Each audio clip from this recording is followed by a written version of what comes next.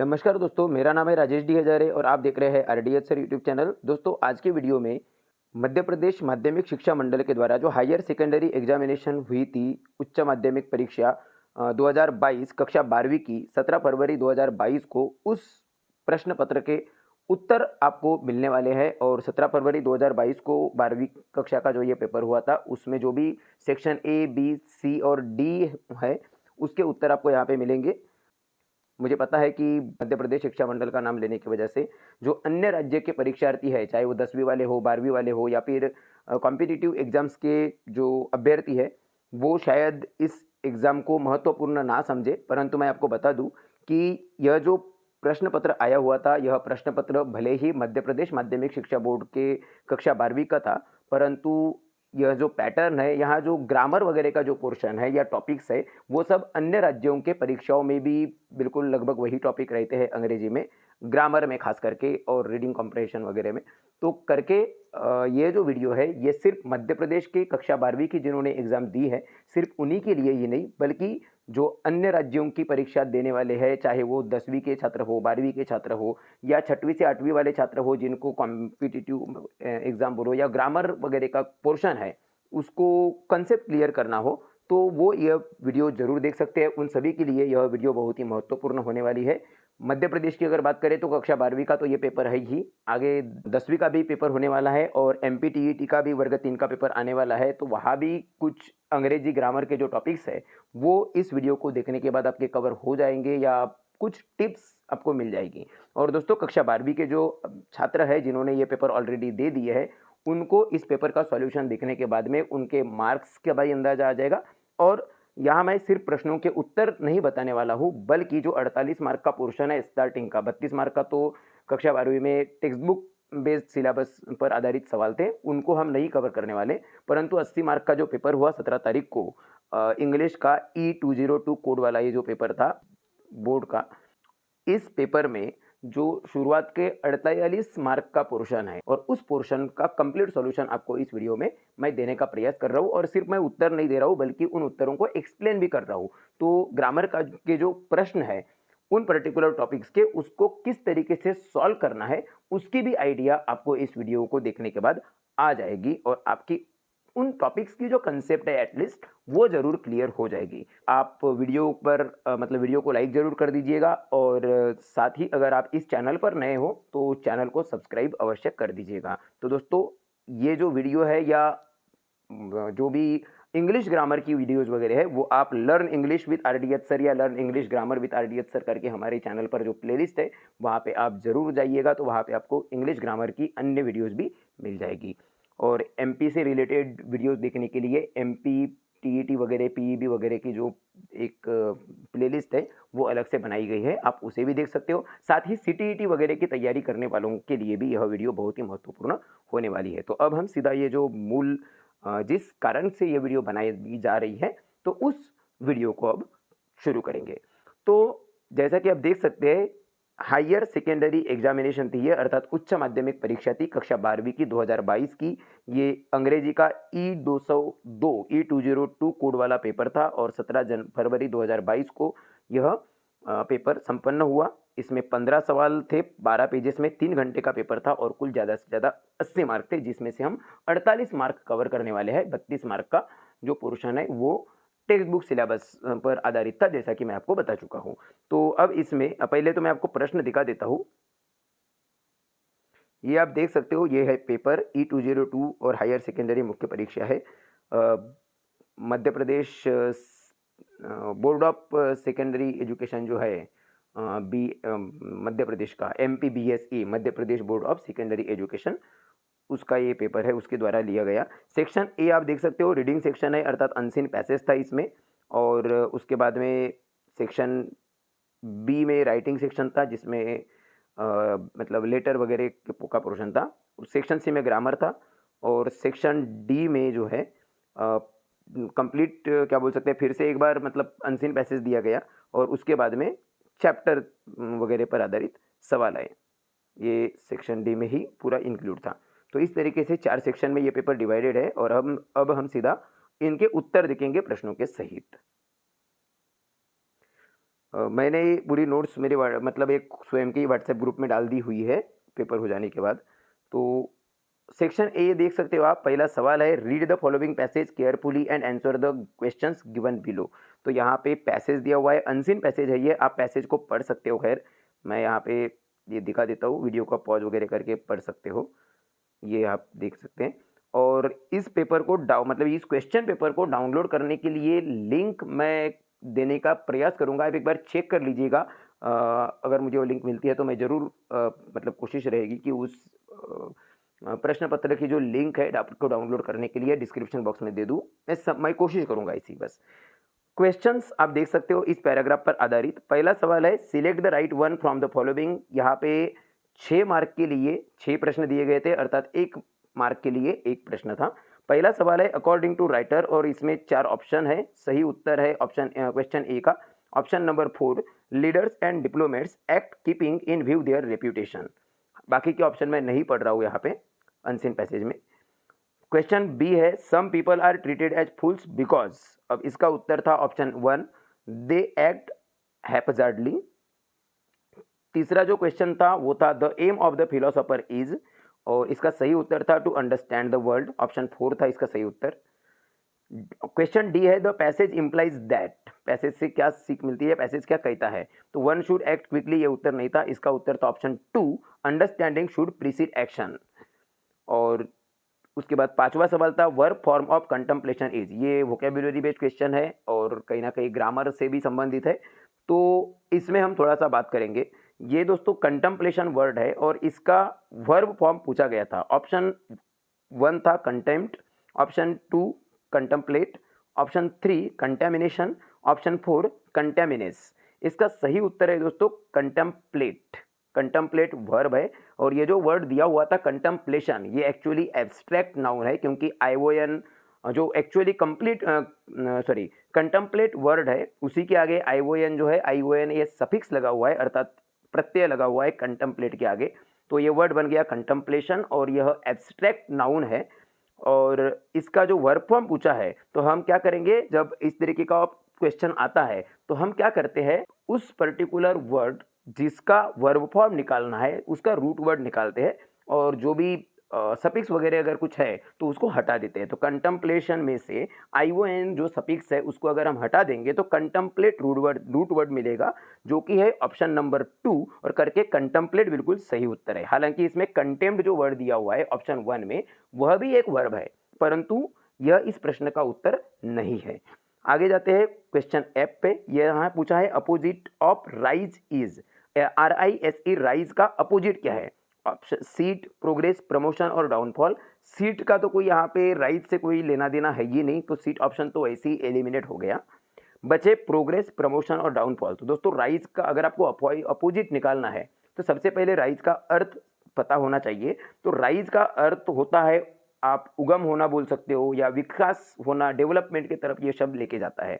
तो प्रोग्रेस का भी मतलब वही है, डेवलपमेंट या विकास, उन्नति। प्रमोशन का भी मतलब होता है बढ़ती, यानी भी ये कहीं ना कहीं एक अपग्रेड की तरफ ही लेके जा रहा है। और डाउनफॉल जो वर्ड है वो गिरावट को दर्शाता है, करके इस राइज का अपोजिट वर्ड होगा डाउनफॉल, ऑप्शन 4 सही होगा। तो ये हो गए 6 प्रश्नों के 6 उत्तर। अब आते हैं हम फिल इन द ब्लैंक्स पे। एक एक मार्क के 2 प्रश्न यहाँ पे थे, ये भी वर्ड बेस्ड ही थे। यहाँ पे क्वेश्चन जी है we should strike when the iron is. अब इसका उत्तर ऑप्शन कूल, वेट, ड्राई और हॉट, ऐसे 4 ऑप्शन है। वैसे अगर देखा जाए तो आयरन का अगर आप कनेक्शन देखोगे तो कहीं ना कहीं हॉटनेस के साथ गर्मी के साथ मिलेगा, लोहे का गर्मी के साथ ही संबंध मिलेगा, तो वो भी यहाँ पे हॉट उत्तर निकलता है। इतना ही नहीं, अगर आप क्वेश्चन 2 देखेंगे ऊपर जो गया हुआ है उसमें अगर आप ऑप्शंस देखते हो, some people are treated as fools because वाले में उसका भले ही उत्तर है ऑप्शन 1, दे एक्ट हैप्पीली, पर उसी में ऑप्शन 3 अगर आप देखते हो तो आपको दिखेगा they strike when the iron is hot. तो और यही लाइन आपको पैसेज में भी दिखेगी, तो करके इसका सही उत्तर है हॉट। हॉट मतलब गर्म, और वैसे भी ये मुहावरा है, मतलब क्या बोल सकते हैं कि लोहा गर्म है मार दो हथौड़ा, तो बिल्कुल वैसा ही है, लोहे का संबंध गर्म से ही आता है। तो ये भी एक उत्तर है यहाँ पे, मतलब इसका भी संबंध आप ले सकते हैं। अगला क्वेश्चन है life is a filling the blank में दिया है, मतलब फिलिंग द ब्लैंक दी है, ऑप्शन है स्ट्रगल, बैटल, पैनोरमा या फील्ड। और ये जो ऊपर पैसेज है, ऊपर के पैसेज की पहला ही सेंटेंस है लाइफ इज अ स्ट्रगल। और वैसे हम हिंदी में गाने भी है, वैसे भी हम बोलते हैं जीवन ही संघर्ष है, जीवन ही संघर्ष है, तो life is a struggle obviously. तो ऑप्शन 1 इसका सही था। इस तरीके से ये 8 प्रश्नों के 8 मार्क मिल जाएंगे। और इसी से संबंधित 2 प्रश्न और थे, जो था give one word for the following, अर्थात नीचे कुछ एक एक्सप्रेशन था और उस एक्सप्रेशन के लिए एक पर्टिकुलर वर्ड हमको चूज करना था। पहला क्वेश्चन था एन एक्साइटिंग और डेंजरस एक्सपीरियंस इज कॉल्ड, मतलब कोई एक्साइटिंग अगर अनुभव हो या फिर डेंजरस अनुभव हो तो उसको हम क्या बोलेंगे? टॉर्चर बोलेंगे? जी नहीं, बिल्कुल नहीं बोल सकते। एंजॉयमेंट भी नहीं बोल सकते और ना ही हैप्पीनेस बोल सकते हैं। एडवेंचर जो होता है, अगर आप कोई मान लो बहुत ऊंची पहाड़ी पर अगर आप साइकिल चला रहे हो, एग्जाम्पल के तौर पर अगर मैं बता रहा हूँ, तो कैसा अनुभव होगा? वो अनुभव होगा एक्साइटिंग टाइप का, साथ ही वो उतना ही डेंजर भी है, खतरनाक भी है। तो इस तरीके के एक्सपीरियंस को हम बोलते हैं एडवेंचर। तो और वैसे भी पैसेज में एडवेंचर यह वर्ड आया हुआ है, तो एडवेंचर इस प्रश्न का सही उत्तर है, ऑप्शन 2। आगे आते हैं क्वेश्चन जे में, ये 10वां प्रश्न है, a person who is silly is called. ये तो प्रश्न मेरे ख्याल से बहुत ही आसान सवाल है वैसे देखा जाए तो। सिली का मतलब ये होता है मूर्ख। ऑप्शन में है वाइज, इंटेलिजेंट, फूल और स्मार्ट। वाइज का मतलब है होशियार, ये सिली का अपोजिट है। तो हम सिली यानी मूर्ख इंसान को वाइज यानी होशियार नहीं बोल सकते। इंटेलिजेंट यानी बुद्धिमान, ये भी नहीं बोल सकते। स्मार्ट यानी भी वही हो गया होशियार या बुद्धिमान या चतुर, तो ये भी नहीं बोला जा सकता। फूल वर्ड बिल्कुल परफेक्ट है, फूल यानी मूर्ख, सिली यानी भी मूर्ख। हम अप्रैल फूल डे मनाते ही है 1 अप्रैल को, तो वो कहीं ना कहीं उससे भी आप इसको कनेक्ट कर सकते हो। तो दोस्तों ये 10 प्रश्नों के शुरुआत के 10 उत्तर ये है जो अभी मैंने आपको बताए हैं। इसके बाद में दूसरा और एक पैराग्राफ था, और यह पैराग्राफ आप देख सकते हो, कंप्लीट पैराग्राफ बस इतना ही है जितना आपको स्क्रीन पर दिख रहा है, इतना ही पैराग्राफ है। और अब इस पैराग्राफ पर आगे क्वेश्चंस है। पहला तो वैसे देखा जाए तो ये 4 मार्क के लिए रिटर्न फॉर्म वाले क्वेश्चंस है। पहला क्वेश्चन है कि make notes on the above passage in points. तो जैसे अगर देखा जाए तो पहले क्वेश्चन में बोल रहा है कि ये जो ऊपर पैसेज दिया हुआ है, ये छोटा सा ही पैसेज है, पर इस पैसेज पर आपको नोट्स बनानी है, मतलब पॉइंट्स बनाने हैं। मतलब ये जो पैसेज के फॉर्म में यहाँ पे पैरा दिया है पूरा का पूरा, इस परिच्छेद को, इस पैसेज को आपको पॉइंट्स में लिखना है, समरी टाइप में लिखना है। बट समरी भी नहीं बोल सकते हम उसको पॉइंट वाइज लिखना है, मतलब नोट्स निकालनी है। और ये 3 मार्क के लिए है, तो यहाँ पे जिन्होंने भी एटलीस्ट 6 पॉइंट लिखे होंगे उनको मार्क मिल जाएंगे 3 मार्क, मेरा ऐसा अनुमान है। क्योंकि जनरली ऐसे इसमें जितने मार्क का क्वेश्चन है उसके डबल पॉइंट्स का लिखा जाए तो ज़्यादा बेहतर है, ऐसा मतलब मैं सजेस्ट करता हूँ। तो आप नोट्स, इसका मैंने उत्तर नहीं निकाला हूँ क्योंकि सबकी नोट्स अलग अलग हो सकती है करके मैंने इसके उत्तर नहीं दिया हूँ। आगे दूसरा क्वेश्चन है 1 मार्क के लिए, इसी पैसेज पर आधारित कि इस पैसेज को कोई नाम वाम दिया नहीं है, तो बोलता है कि give a suitable title to the passage.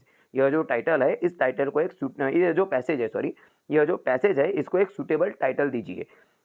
वैसे देखा जाए तो सबका उत्तर अगेन यहाँ पे अलग अलग आ सकता है। मैंने अपने तरफ से 4 टाइटल्स निकाल के रखे हैं, हालांकि जरूरी नहीं है कि ये एकदम एप्ट परफेक्ट टाइटल हो सकता है जिन छात्रों ने लिख लिए हैं उनके टाइटल मेरे बनाए हुए टाइटल से भी ज़्यादा अच्छे हो, या यह भी हो सकता है कि कुछ लोग आपके दिमाग में इस पैराग्राफ को पढ़ के और अच्छा कोई टाइटल मतलब आपके दिमाग में आए। जरूरी नहीं है कि आप कोई पर्टिकुलर एक ही टाइटल लेके आए, क्योंकि सबके दिमाग में अलग अलग टाइटल आ सकता है और ये पर्सनल चॉइस पर डिपेंड करता है कि आप उस पैसेज को कौन सा टाइटल देते हैं। तो बस आपका जो दिया हुआ टाइटल है उस पैसेज से संबंधित होना चाहिए और थोड़ा सा अट्रैक्टिव होना चाहिए, तो आपको मार्क 1 मार्क जो है उसका वो मिल जाएगा। हालांकि मैंने 4 ऑप्शन जरूर दिए, 4 ऑप्शन नहीं बोल सकते, मैंने 4 टाइटल अपने मतलब मेरे हिसाब से निकाल के रखे हैं। National exhibition on environment protection, ये लाइन वहीं से उठाई हुई है जो आमतौर के छात्र है उनके हिसाब से मैंने ये टाइटल बनाया हूँ। Memory of a visit to national exhibition, ये भी आप बोल सकते थे। Highlights of national exhibition on environment protection, ये भी एक टाइटल आ सकता है, बड़ा सा है। या फिर a rare occasion, simple and short, ये भी एक आप टाइटल लिख सकते थे। तो हालांकि जरूरी नहीं है कि यही 4 में से एक टाइटल एप्ट हो, इसके अलावा भी कोई टाइटल है जो आप मतलब अच्छा सा टाइटल लिख सकते थे। यहाँ दोस्तों अब क्वेश्चन 5 में शायद रिपोर्ट लिखना है, जहाँ तक देखते हैं क्वेश्चन को पढ़ लेते एक बार। यू आर रणधीर और राधा, मतलब यहाँ पे लड़का या लड़की आप जो भी हो, Hindustan Times who witnessed a fire accident in central market Bhopal, using the information in the output given below along with your own details, write a report in about 200 words on a devastating fire for your newspaper. ये क्या बोल रहा है कि आपका नाम रणधीर या फिर राधा है, आप हिंदुस्तान टाइम्स में ये जो न्यूज़पेपर है, अखबार है, उसमें काम करते हो और आपने भोपाल के सेंट्रल मार्केट में एक फायर एक्सीडेंट देखा, अर्थात आग लगी हुई देखी, और नीचे जो भी इंफॉर्मेशन दी हुई है उसका इस्तेमाल करके आपको अपने शब्दों में और अपने क्या बोल सकते हैं और मतलब नीचे जो डिटेल्स दी हुई है उसका तो इस्तेमाल करना ही है। अगर आप चाहो तो आपकी न्यूज़ को थोड़ा सा और क्या बोल सकते हैं रियल और अट्रैक्टिव या इंफॉर्मेटिव दिखाने के लिए आप अपनी डिटेल्स भी डाल सकते हो इमेजिन करके। तो आपको 200 शब्दों में अ डिवास्टेटिंग फायर इस टाइटल के साथ, इस हेडलाइन के साथ आपको एक रिपोर्ट लिखनी है अपने न्यूज़पेपर के लिए। क्या क्या पॉइंट आने चाहिए? तो सेंट्रल मार्केट में आग लगी, सेंसिटिव जोन गोडाउन्स था, मतलब कि सेंसिटिव एरिया में, संवेदनात्मक एरिया में ये गोडाउन को आग लगी है, शॉप्स थे, स्टोर्स थे, प्लास्टिक का सामान बेचा जाता था, शॉर्ट सर्किट की वजह से आग लगी है, पूरा का पूरा एरिया जो है वो आग की जो मतलब फ्लेम है उसमें एनगल्फ्ड हो गया। वहाँ फिर लोगों ने बकेट से पानी डाले, उसके बाद फायर ब्रिगेड आई, फायर ब्रिगेड थोड़ा सा देरी से पहुँची, फिर उनको पतली क्योंकि ऑब्वियसली सेंट्रल मार्केट में जब आग लगी हुई है तो उस वहाँ तक पहुँचने के लिए जो रास्ते होंगे वो नैरो होंगे, तो नैरो रास्तों में उनको वहाँ तक पहुँचने में स्ट्रगल करना पड़ा, संघर्ष करना पड़ा। फिर फायरमैन ही जो है, जो फायर ब्रिगेड में काम करते हैं जो फायरमैन है, वही हमारे असली हीरो है। वहाँ पे किसी की जान नहीं गई परंतु करोड़ों रुपए की प्रॉपर्टी का नुकसान हुआ। तो इतने सब बातें जो है वो आपको आपकी न्यूज़ में, मतलब आपकी रिपोर्ट में आनी चाहिए, और इसके अलावा आप अगर कुछ इमेजिन करके लिख सकते हो तो आप वो भी ऐड कर सकते थे। बस यहाँ पे एक ऐसा है, डैश डैश करके शॉर्ट में नोट्स निकाली हुई है, आपको उसको कंप्लीट एक रिपोर्ट बनाना है, पैसेज जैसा बनाते हैं उस टाइप से। तो ये बनाना था। अब यहाँ पे कुछ लोगों ने क्या किया है, पेपर हो जाने के बाद तब कुछ छात्रों ने फिर मुझे बताया कि सर हमने इस तरीके से लिखे, सबका तरीका अपना अपना हो सकता है ऑब्वियसली, पर यहाँ पे नाम जो नीचे रहता है वो लेटर वगैरह में जनरली XYZ लिखने बोलते हैं कि आपका नाम आप XYZ लिखो। कापियों ने यहाँ पे भी XYZ लिखा। दरअसल यहाँ पे XYZ लिखने की आवश्यकता थी नहीं, क्योंकि और आपको अपना असली नाम तो अपन वैसे भी लिखते ही नहीं बोर्ड के पेपर में या किसी भी पेपर में। तो यहाँ पे रणधीर या फिर राधा, इन दो में से ही एक नाम लिखना था, जर्नलिस्ट का जो नाम रहता है या न्यूज़ लिखने वाले का जो नाम रहता है वहाँ पे। पर कुछ लोगों ने XYZ वगैरह लिखे है जो कि गलत है, और रणधीर या राधा अगर जिन्होंने भी लिखा होगा उनको मार्क, मतलब उस चीज़ का भी मार्क मिल जाएगा। जिनको भी रिपोर्ट बनाना मुश्किल लगता है उनके लिए और एक ऑप्शन था, मतलब ऑप्शन में और एक क्वेश्चन था, right an article in about 200 words on the importance of games and sports. Games और स्पोर्ट्स के महत्व पर आपको एक आर्टिकल लिखना था 200 शब्दों में। यहाँ पे एक आंसर है, the importance of games and sports. यहाँ पे मैंने बाय लाइन में, अब ये देखो बाय लाइन क्या होती है, यहाँ पे आर्टिकल लिखने बोला है। वैसे यही ऐसा ही रणधीर की जो रिपोर्ट है ऊपर वाली क्वेश्चन पास की, वहाँ पे भी इसी तरीके से रणधीर या फिर राधा का नाम आना चाहिए था ऊपर वाले क्वेश्चन में। अभी जो फायर वाला जो हमने क्वेश्चन देखे हिंदुस्तान टाइम्स वाला, उसमें अगर कोई आर्टिकल लिख रहा है तो मैंने यहाँ पे बाद में स्वयं से लिखा हूँ, तो आंसर इस तरीके से निकाला, the importance of games and sports. इस तरीके से हेडलाइन लिखनी होती है, आर्टिकल की भी ऐसे ही लिखनी पड़ती है, और नीचे आर्टिकल लिखने वाले का नाम रहता है। अब आर्टिकल लिखने वाले का नाम, क्योंकि मुझे तो पेपर देना नहीं था तो मैंने स्वयं का ही डाला हूँ। आपको जब लिखना होता है तो आप अगर आर्टिकल लिखने वाले का नाम क्वेश्चन में डाला हुआ है तो वही नाम आपको लिखना होता है, और अगर वो नहीं है तो अब XYZ आर्टिकल में नहीं लिख सकते आपको XYZ लेटर में लिखना होता है। तो यहाँ पे कोई भी इमेजिन करके काल्पनिक नाम आप लिख सकते थे, क्योंकि आर्टिकल में बाय लाइन बोलते हैं इसको, लिखने वाले का नाम आता ही आता है, तो बाय लाइन होना जरूरी है। अपना नाम पर यहाँ पे बोर्ड के पेपर में कभी भी नहीं लिखना है, इस बात का ध्यान रखिएगा। अब क्या होता है, आर्टिकल लिख लिए, अब आर्टिकल लिखने के बाद आप डायरेक्टली आर्टिकल अपना लिख सकते हो, कोई दिक्कत नहीं है, परंतु 200 वर्ड्स को भी ध्यान रखना है। उसके अलावा कभी कभी लिखते वक्त क्या होता है, काफ़ी सारे टाइम्स कुछ महत्वपूर्ण बात हम भूल जाते हैं लिखने का, मतलब पहले तो लिखते वक्त याद आ जाता है पर हम जब लिख रहे हैं तब वो भूल जाती है। ऊपर से चेक करने वाले जो है, जो वैल्यूअर है, उनको भी पता हो जाए। अगर आपने पहले ही कि आपने अपने आर्टिकल में क्या क्या चीज़ें कवर किए हो तो दिखने में भी बड़ा अच्छा हो जाता है। तो करके मैं चाहता हूँ, हमेशा मैं रिकमेंड करता हूँ कि आर्टिकल लिखते वक्त आप आउटलाइंस जरूर मेंशन करें। आउटलाइंस मतलब उस आर्टिकल में क्या क्या कंटेंट है। जिस तरीके से कोई हम किताब खरीदते हैं तो उस किताब में जैसे अनुक्रमणिका होती है, इंडेक्स होती है, या फिर हम कोई बड़ा ज़्यादा आर्टिकल पढ़ते हैं तो उसमें भी एक कंटेंट बॉक्स जरूर होता है। तो उसी तरीके से कंटेंट जरूर डाल दे तो अच्छा लगता है। जैसे अभी यहाँ पे आर्टिकल मैंने मेरा आर्टिकल नीचे पढ़ने के पहले ही कोई भी यहाँ पे देख सकता है कि मैंने आर्टिकल में क्या क्या चीज़ें मेंशन करी है। तो मैंने इंट्रोडक्शन मेंशन किया है, टाइप्स मेंशन किया है गेम्स और स्पोर्ट्स के, उसके अलावा गेम्स और स्पोर्ट्स की ज़रूरत क्या है, रिक्रिएट कैसे किया जा सकता है, उसका महत्व क्या है, स्पोर्ट्समैनशिप की असली स्पिरिट क्या होती है, लीडरशिप में क्या गुण होने चाहिए, यूनिटी का सोर्स है ये खेल ना खेल बोले तो, इसके अदर फायदे हो गए, और फिर इसका निष्कर्ष। तो ऐसे कुछ मुद्दे आप कम ज़्यादा दूसरे वाले मुद्दे भी आपको जो जरूरी लगते हैं वो आप डाल सकते हो। मैंने अपने तरीके से डाले हुए ये वाले मुद्दे। और फिर यहाँ पे मैंने आर्टिकल लिखा हूँ, ये आप देख सकते हो। मैंने इंट्रोडक्शन में कुछ पार्ट लिखा, उसके बाद टाइप्स लिखे कि भाई इंडोर होते हैं, आउटडोर होते हैं, इंडोर गेम्स क्या होता है, आउटडोर गेम्स क्या होता है, फिर गेम और स्पोर्ट्स की ज़रूरत क्या है, फिर बाकी की चीज़ें जो मैंने इंडेक्स में डाला था वो सब चीज़ें यहाँ पे मेंशन किया, और इस तरीके का एक खूबसूरत सा आर्टिकल बन के तैयार हो गया। और आखिरी में एक कंक्लूजन डाल दिया कि क्या करना। तो so I literally think that games and sports are really important करके मुझे सच में लगता है कि गेम्स और जो स्पोर्ट्स है वह सच में बहुत ही ज़्यादा महत्वपूर्ण है। तो ये हमारा जो टाइटल था उस टाइटल को आखिरी में समराइज कर लिया या अपने एक लाइन में मेंशन कर दिया। तो इस तरीके से आप अगर लिखते हो तो आपको ज़्यादा से ज़्यादा मार्क मिलने की संभावना रहती है। मैं पूरा का पूरा पढ़ के नहीं बता रहा हूँ, और ये 4 मार्क का सवाल है मेरे हिसाब से शायद। इसके बाद आता है सेक्शन बी, और सेक्शन बी में दोस्तों राइटिंग सेक्शन पर ये क्वेश्चन था, ये भी 4 मार्क के लिए क्वेश्चन था। और यहाँ पे जो है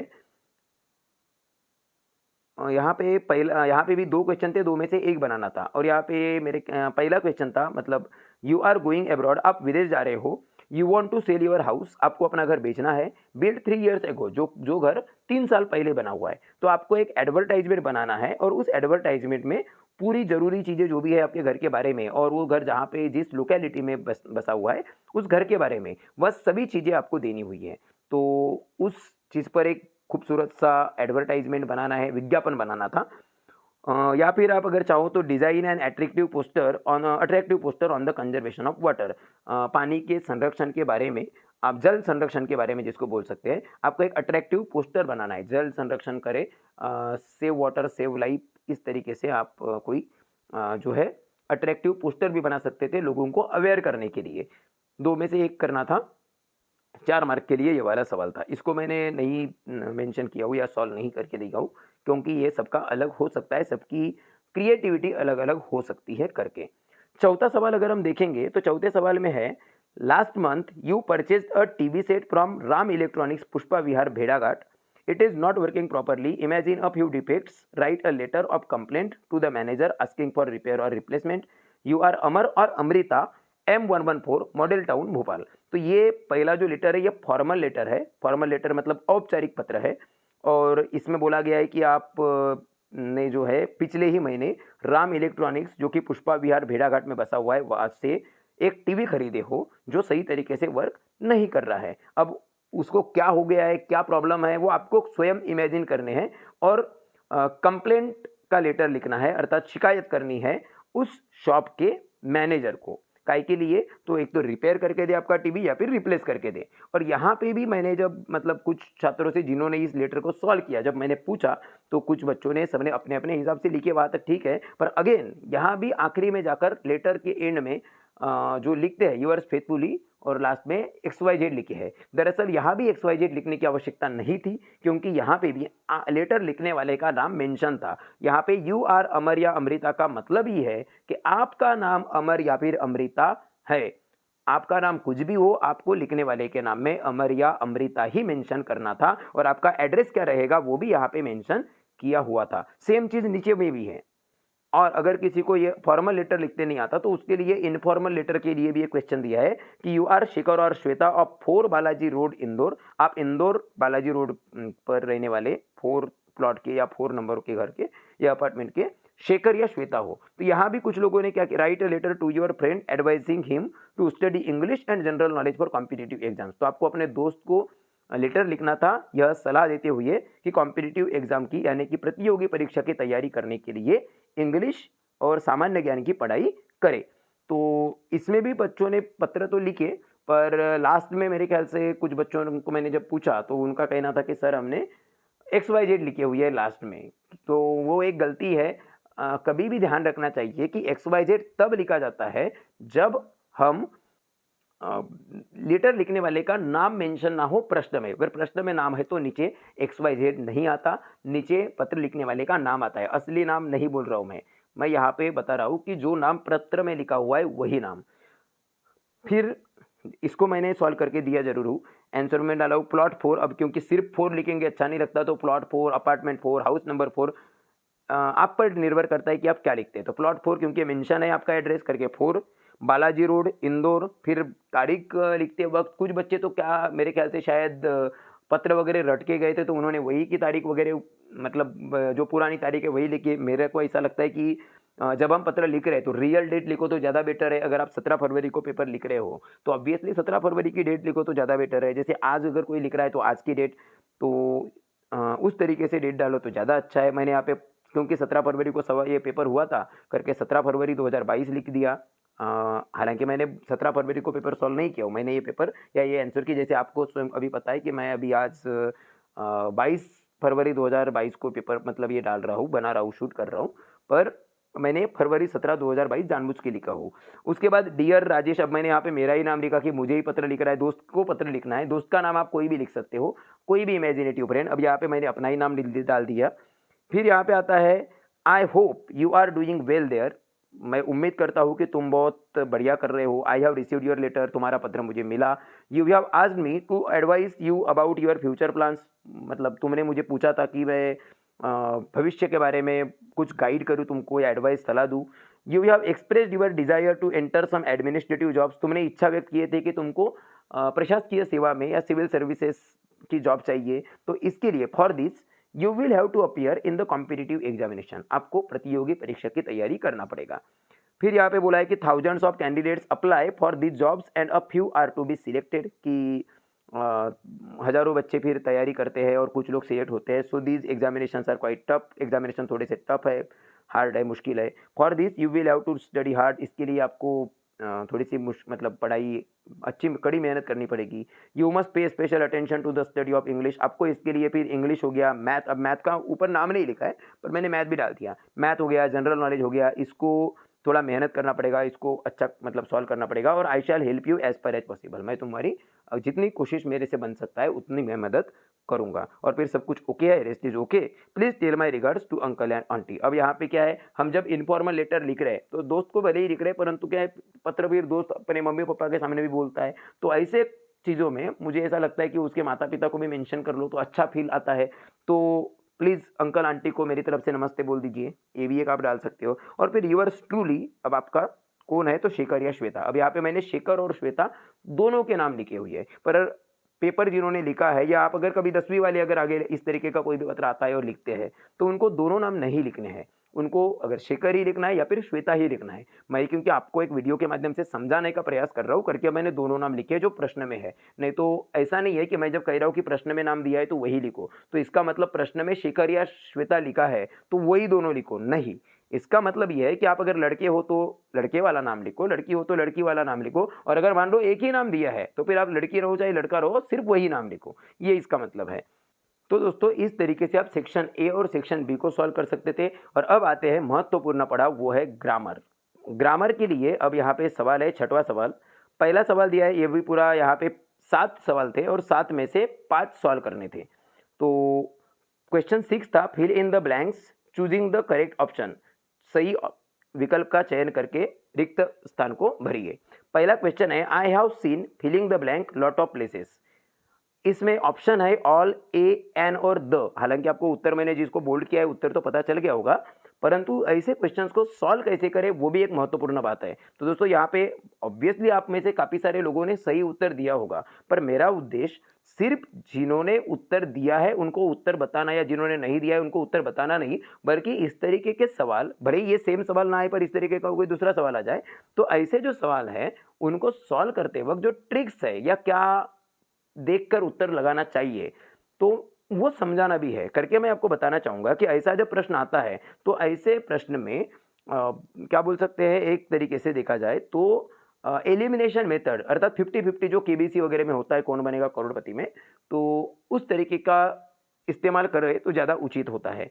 तो I have seen filling the blank lot of places, यहाँ पे क्या करना चाहिए, सबसे पहले तो ऑल ए एन और द ऑप्शन में से ऑल ऑप्शन तो वैसे ही हट गया। क्यों? क्योंकि लॉट ऑफ प्लेसेस लिखा है, लॉट का मतलब बहुत सारे हो गया, तो ऑल यानी सभी होता है, तो ये मीनिंग ही नहीं बनता कुछ, तो ऑल तो गया, बचा ए एन और द, और ये तीनों के तीनों है आर्टिकल्स इंग्लिश में। दोस्तों आर्टिकल्स, अगर आप को आर्टिकल के बारे में कोई भी दिक्कत है तो आर्टिकल के लिए एक वीडियो की मतलब मैं डाल चुका हूँ, उसकी लिंक आपको इस वीडियो के डिस्क्रिप्शन बॉक्स में दे दूंगा, या फिर आप जैसा कि मैं स्टार्टिंग में बोलता चुका हूँ, learn English with R T S sir या learn English grammar with R T S sir करके जो प्लेलिस्ट है वहाँ पे आपको मिल जाएगी, और आर्टिकल्स की लिंक अगर संभव हुआ तो हम आई बटन पर भी लगा देंगे ऊपर, तो वहां से आप आर्टिकल का पूरा डिटेल वीडियोस देख सकते हो।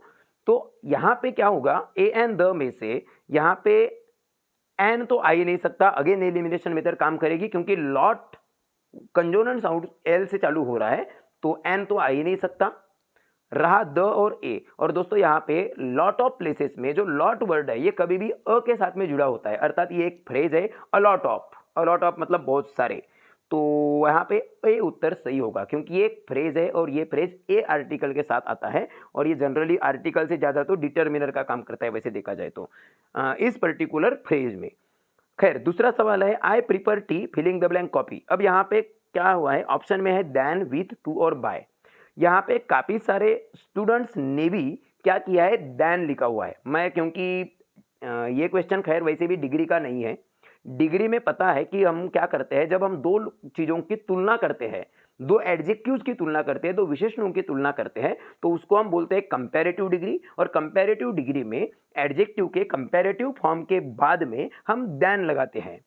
परंतु यहाँ पे जो तुलना की गई है, तुलना नहीं है वैसे देखा जाए तो, पर यहाँ पे जिन दो चीजों की बात की गई है वो दो, अर्थात टी और कॉफी, ये दो एडजेक्टिव्स नहीं है बल्कि नाउन्स है, और इसका मतलब है इस वाक्य का कि मैं कॉफी से ज्यादा चाय पसंद करूंगा, अर्थात यह दो विकल्प है, चाय और कॉफी, और ये दोनों के दोनों नाउन है, संज्ञाएं है, ये विशेषण अर्थात एडजेक्टिव्स नहीं है करके कंपैरेटिव डिग्री यहाँ पे आएगी ही नहीं। और अब ऐसे कंडीशन में हम क्या करेंगे, देन का इस्तेमाल नहीं करेंगे, चाय के साथ कॉफी लूंगा ये तो कोई सेंस ही नहीं बनता करके विथ ऑप्शन आ नहीं सकता, बाय का भी ऑप्शन आ नहीं सकता, बाय तो वैसे ही हट गया, बचता है ऑप्शन 2, और करके इस प्रश्न का सही उत्तर TO2 है, अर्थात ऑप्शन सी सही है इस प्रश्न में। और वैसे भी एक हिंट आपको और बता देता हूं, मैं एक ट्रिक बता देता हूं, जब भी क्वेश्चन में प्रीफर वर्ड आता है सेंटेंस में, तो प्रीफर के साथ जनरली, जैसा अभी मैंने बताया ऊपर कि लॉट वाले वर्ड के साथ ए लगता है आर्टिकल में, उसी तरीके से प्रीफर वाले वर्ड के साथ प्रीपोजिशन जब यूज करना हो तो हम टू यूज करते हैं, TO2, prefer to, prior to, junior to, senior to, तो ऐसे इन्फेरियर टू, सुपरियर टू, ऐसे जो भी वर्ड्स हैं, तो ऐसे मैक्सिमम वर्ड्स के साथ हम TO2 का इस्तेमाल करते हैं। तो इस हिसाब से I prefer tea to coffee, ये उत्तर ज्यादा सही है। हालांकि यहाँ पे अगर शायद OVER ओवर अगर ऑप्शन में होता शायद, तो वो भी उत्तर में आ सकता था कि मैं चाय से ज्यादा कॉफी पसंद या कॉफी से ज्यादा चाय पसंद करूंगा। ओवर अगर रहता तो शायद ओवर का भी इस्तेमाल आप कर सकते थे, बट ओवर है नहीं। अगला ऑप्शन है mangoes are being filling the blank. Option में है बॉट, बाय, बाइंग और बाइट। अब यहां पे अगेन बात अगर मैं करूं तो ये जो प्रश्न है यह दोस्तों mangoes are being filling the blank, ये जो सेंटेंस है ये वॉइस का क्वेश्चन है, ये है पैसिव वॉइस का एग्जांपल, क्योंकि यहाँ ऑब्जेक्ट मैंगोज की बात की जा रही है। Mangoes are being bought, mangoes खरीदे जा रहे हैं, ये होगा इस मतलब ये वाक्य का हिंदी में अगर हम करेंगे तो ट्रांसलेशन, अनुवाद, तो यहाँ पे उत्तर होगा बॉट। अब ये बॉट क्यों आया, कैसे आया, उसके बारे में भी हम बात करते हैं। यहाँ पे बॉट, बाय, बाइंग और बाइट, ये चारों के चारों शब्द जो है वो मेन वर्ब BUY बाय के फॉर्म्स हैं। और अब आपको मैं बताना चाहूंगा, काफी सारे यहाँ पे जो हमारे स्टूडेंट्स हैं या कुछ टीचर्स भी हो सकते हैं यहाँ पे वीडियो जो देख रहे हैं, तो वह जो बच्चों को वर्ब के फॉर्म बताते हैं, तो मैक्सिमम लोग मतलब क्या बोल सकते हैं, एक प्रेजेंट फॉर्म अर्थात बाय, पास्ट फॉर्म बॉट, उसका पास्ट पार्टिसिपल बॉट, ऐसे 3 ही वर्ब बताते हैं। या फिर कुछ लोग वर्ब का चौथा फॉर्म भी बताते हैं जो कि होता है बाइंग। अब 5वां फॉर्म और 6वां फॉर्म भी वर्ब का होता है जो मैक्सिमम टीचर्स को ही पता नहीं होता, वो इस्तेमाल जरूर करते हैं परंतु बताते नहीं हैं। तो 5वां जो फॉर्म होता है वो होता है बाइज, BUYS, बाइज। कोई भी वर्ब लो, हर एक वर्ब के 3 या 4 फॉर्म नहीं बल्कि 6 फॉर्म होते हैं।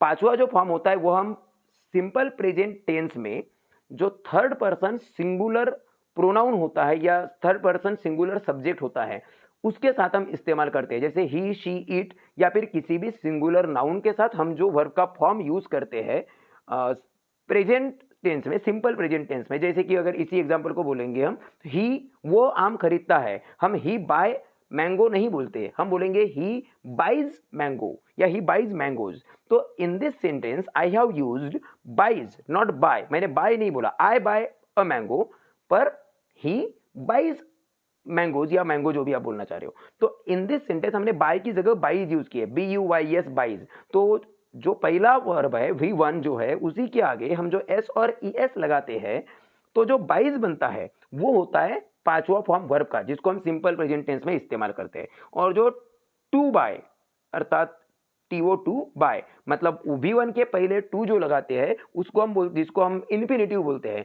तो उसको उस फॉर्म को बोलते हैं V6 यानी वर्ब का 6वां फॉर्म। और जैसे हम बोलेंगे, अगर आप में से किसी को मैं सवाल करूं कि बाय का मतलब क्या होता है, तो आप बोलेंगे सर बाय मतलब खरीदना होता है। ये उत्तर गलत है। बाय का मतलब खरीदना नहीं होता, बाय का मतलब होता है खरीदता है। एग्जाम्पल फिर से मैं वही दोहरा रहा हूं, आई बाय मैंगोज, इसका मतलब मैं आम खरीदता हूं। But I went to market to buy mangoes, इसका मतलब हो गया कि मैं मार्केट आम खरीदने गया। यहाँ पे टू बाय का मतलब हो रहा है खरीदना। तो रूट वर्ड यहाँ पे वैसे देखा जाए तो मतलब इन्फिनेटिव टू बाय है 6वां फॉर्म, बट रूट वर्ड यानी V1 बाय है, BUY बाय की बात कर रहा हूं मैं। तो अब ये एग्जांपल जैसा कि आपको पता ही है, इस एग्जांपल में जो 4 ऑप्शन दिए हुए हैं मैंगोज आर बीइंग के साथ, तो ऑलरेडी मैंगोज दिया हुआ है, आर भी लगाया है, आर के बाद बीइंग भी लगाया हुआ है। अब चौथा फॉर्म तो लग गया है, तो बाइंग तो अगेन आ नहीं सकता क्योंकि दो चौथे फॉर्म एक साथ नहीं आएंगे। बाय भी नहीं आ सकता, V1 यहाँ पे काम नहीं कर सकता। पैसिव वॉइस में आप सबको मालूम है कि पैसिव वॉइस में जो है कोई भी टेंस हो, जो 12 टेंस में से 8 टेंस के पैसिव वॉइस बनते हैं, तो उसमें से हर एक सेंटेंस में हम जो पैसिव वॉइस में वर्ब का तीसरा फॉर्म इस्तेमाल करते हैं। तो बाय का तीसरा फॉर्म होगा BOUGST बॉट, और यही फॉर्म यहाँ पे आएगा मैंगोज आर बीइंग बॉट, अर्थात आम खरीदे जा रहे हैं। आगे जो उसके आगे बाय और फिर उस खरीदने वाले का नाम आता है, परंतु उसको एलिमिनेट कर दिया गया है, उसको इस्तेमाल नहीं किया गया है। जैसे बुक्स आर सोल्ड हियर, इस तरीके का एक सेंटेंस ये है बोल सकते हैं। अगला सवाल है, Anand is filling the blank MA in English. अब इस सवाल में भी क्या है, ऑप्शन, ये आर्टिकल बेस्ड क्वेश्चन है, सही आर्टिकल का इस्तेमाल करना है। ऑप्शन में ए, एन, द और नो आर्टिकल। अब यहाँ पे बहुत सारे स्टूडेंट्स ने सही आर्टिकल यूज किया, सही आर्टिकल यहाँ पे एन ही है, पर अब इसको लगाए तो कैसे लगाए, अगर जिसको कंफ्यूजन है वो कैसा करे। तो आर्टिकल का कंफ्यूजन मिटाने के लिए, जैसा कि मैंने इसके पहले कहा कि एक वीडियो ऑलरेडी मैं डाल चुका हूं, तो ए और एन के बीच में अगर कंफ्यूजन है तो उस पर्टिकुलर कंफ्यूजन को कैसे हटाना, उसके लिए भी मैंने एक वीडियो डाला हूं, आप वीडियो जरूर देख सकते हो। और अब मैं इसके बारे में बता भी दूं तो दोस्तों, MA जब लिखा हुआ है तो वैसे यहाँ पे अगर देखा जाए तो MA देखकर कोई भी क्या करेगा, ए को लगा लेगा पट से, अर्थात AMA, क्योंकि एम मतलब काफी सारे स्टूडेंट्स ऐसा पढ़ते हैं कि अगर वॉवेल से अक्षर कोई वर्ड चालू होता है तो उसके आगे हम एन लगाते हैं, और कंजोनेंट से चालू होता है तो ए लगाते हैं, और इस फंडे का इस्तेमाल करने वाले MA देखकर फट से ए लगाएंगे और गलत करेंगे, क्योंकि असल में वो वॉवेल साउंड और कंजोनेंट साउंड की बात होती है, ना कि वॉवेल और कंजोनेंट की। तो अब MA कुछ लोगों को क्या होता है, कुछ टीचर्स यह भी समझाते हैं कि अगर किसी डिग्री का नाम हो, डिग्री का मतलब अब यहाँ पे डिग्री यानी अंग्रेजी ग्रामर की डिग्री नहीं, बल्कि यहाँ पे डिग्री का मतलब जो एजुकेशन वाली डिग्री है, अगर डिग्री का नाम हो तो उसके आगे एन आता है, ये भी समझाते हैं। पर ये भी गलत है, क्योंकि MA की जगह पे अगर BA होता तो वो डिग्री जरूर है, परंतु वहां पे एन नहीं आएगा, फिर ए हो जाएगा, भले ही डिग्री हो, क्योंकि आखिरकार चाहे कुछ भी हो, बात वही है, वॉवेल साउंड कंजोनेंट साउंड। तो दोस्तों अब यहाँ पे MA जब हम लिखते हैं तो कुछ लोग बोलते हैं डिग्री है करके एन आएगा, ये भी गलत है। डिग्री का और एन का संबंध नहीं है, यहाँ पे एन इसलिए आता है जब हम इस अक्षर को पढ़ेंगे, एम ए पढ़ेंगे, तो एम ए पढ़ते वक्त हमारे मुंह से पहला अक्षर एम का ए निकलता है और वो ए क्या है तो स्वर है अर्थात वावेल है, और वावेल के आगे फिर आता है एन, तो करके यहाँ पे आ रहा है an M A in English. Same चीज अगर इसी को मैं पूरा वर्ड बोलूं, Anand is master of arts in English, तो ऐसा अगर मैं बोलूं तो Anand is a master of arts बोलना पड़ेगा, ना कि एम ए, ना कि एन। तो ये भी बात को समझना जरूरी है, क्योंकि मास्टर जब बोलेंगे तो पहला अक्षर हमारे मुंह से म निकलेगा, ना कि ए।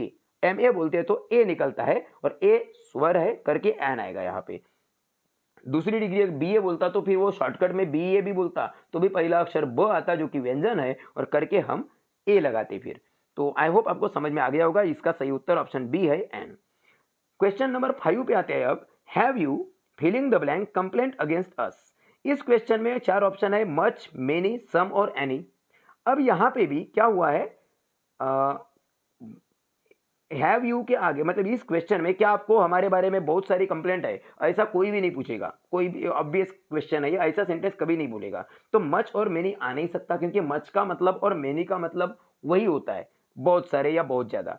तो मच और मेनी में फर्क एक ही है। मच आता है अनकाउंटेबल नाउन के साथ, जिसको गिन नहीं सकते उसके बारे में, और मेनी आ सकता है जिसको गिन सकते हैं ऐसे बारे में। कंप्लेंट यानी शिकायत वैसे भी गिनी जा सकती है, अगर आया होता तो मेनी का इस्तेमाल होता, फिर भी मच का इस्तेमाल नहीं होता।